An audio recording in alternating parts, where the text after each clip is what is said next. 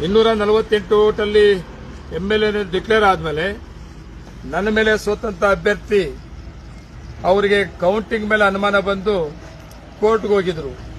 ಕೋರ್ಟಲ್ಲಿ ರೀಕೌಂಟಿಂಗ್ ಆಗಬೇಕು ಅಂತ ಕೇಳಿದ್ರು.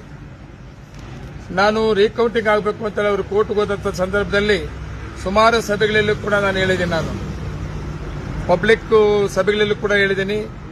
ರೀಕೌಂಟಿಂಗ್ ಅಂತ ಏನು ಹೋಗಿದ್ದಾರೆ, ಆ ರೀಕೌಂಟಿಂಗ್ ಏನಾದರೂ ಕೋರ್ಟಲ್ಲಿ ಆದೇಶ ಆದ್ರೆ ನಾನು ರೀಕೌಂಟಿಂಗ್ ಮೇಲೆ ಚಾಲೆಂಜ್ ಮಾಡಲ್ಲ, ಅಪೀಲ್ ಹೋಗಲ್ಲ.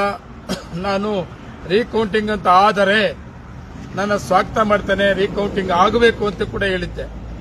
ಆದರೆ ಇವತ್ತಿನ ಕೋರ್ಟಿನ ಆದೇಶ ಚುನಾವಣೆಯ ಪ್ರಕ್ರಿಯೆಯನ್ನ ಶಾಸಕರನ್ನ ಅಸಿಂಧುಗೊಳಿಸಿ ಕೌಂಟಿಂಗ್ ಮಾಡಿ ಅಂತ ಆಗಿದೆ, ರೀಕೌಂಟಿಂಗ್ ಮಾಡಿ ಅಂತ ಆಗಿದೆ. ಅದರಿಂದ ತುಂಬಾ ಬೇಜಾರು ಕೂಡ ಆಗಿದೆ. ಆದರೆ ನಾನು ಒಂದು ಮಾತು ನನ್ನ ತಾಲೂಕಿನ ಜನತೆಗೆ, ನನ್ನ ಅಭಿಮಾನಿಗಳಿಗೆ ತಿಳಿಸೋದೇನೆಂದ್ರೆ, ಯಾರೂ ಗಾಬರಿ ಆಗಬೇಡ್ರಿ. ಈ ಆದೇಶ ಸುಪ್ರೀಂ ಕೋರ್ಟ್ ಅಲ್ಲಿ ಚಾಲೆಂಜ್ ಮಾಡ್ತೇವೆ. 30 ದಿವಸ ಈ ಆದೇಶ ಸ್ಟ್ರೈಕ್ ಕೂಡ ಕೊಟ್ಟಿದ್ದಾರೆ.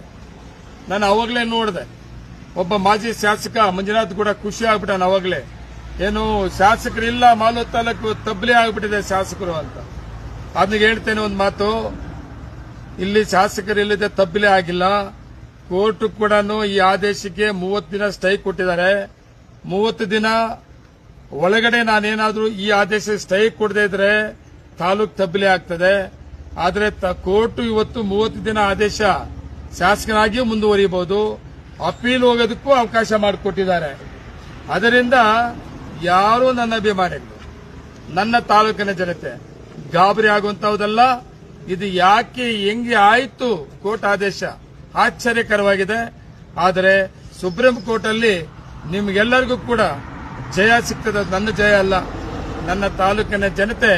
ನೀವೇನು ರಾಜಕೀಯವಾಗಿ ನನ್ನ ಇಷ್ಟೆತ್ತರಕ್ಕೆ ಬೆಳೆಸಿದಿರಿ, ನೀವು ಯಾರೂ ಕೂಡ ಬೇಜಾರು ಪಡುವಂತಹದಲ್ಲ, ಭಯ ಬೀಳುವಂತಹದಲ್ಲ.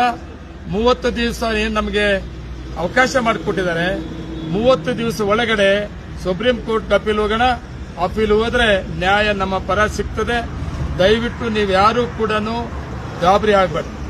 ಯಾವುದೇ ಸಂದರ್ಭದಲ್ಲಿ ಈ ವಿರೋಧ ಪಕ್ಷದಲ್ಲಿ ಏನಾದರೂ ಮಾತಾಡಿದಾಗ ಇದು ಇವತ್ತಿನ ಕೋರ್ಟ್ ಆದೇಶ ಹಿಂಗಾಗಿದೆ ಹಂಗಾಗಿದೆ ಅಂತ ಯಾರು ಗಾಬರಿ ಆಗಬೇಡ್ರಿ. ಕೋರ್ಟ್ ಆದೇಶ ಆಗಿರೋದಿಷ್ಟೇ. ಅದಕ್ಕೆ ಸ್ಟೇ ಆರ್ಡರ್ ಕೂಡ ಇದೆ. ಈ ಸ್ಟೇ ಆರ್ಡರ್ ಒಳಗಡೆ ನಾವು ಕೋರ್ಟ್ಗೆ ಚಾಲೆಂಜ್ ಮಾಡಿ ಅದಕ್ಕೆ ನಮಗೆ ಅನುಕೂಲ ಆಗ್ತದೆ ಅನ್ನೋ ಒಂದು ಸಂದೇಶವನ್ನ, ಭರವಸೆಯನ್ನ ನನ್ನ ತಾಲೂಕಿನ ಜನತೆಗೆ ನಾನು ಕೊಡ್ತೀನಿ. ನಾನು ನೋಡಿದ್ರೆ ನಿಮ್ಗೆ ಹೆಂಗ ಅನಿಸ್ತದೆ? ಧೈರ್ಯವಾಗಿದ್ದೀನಿ.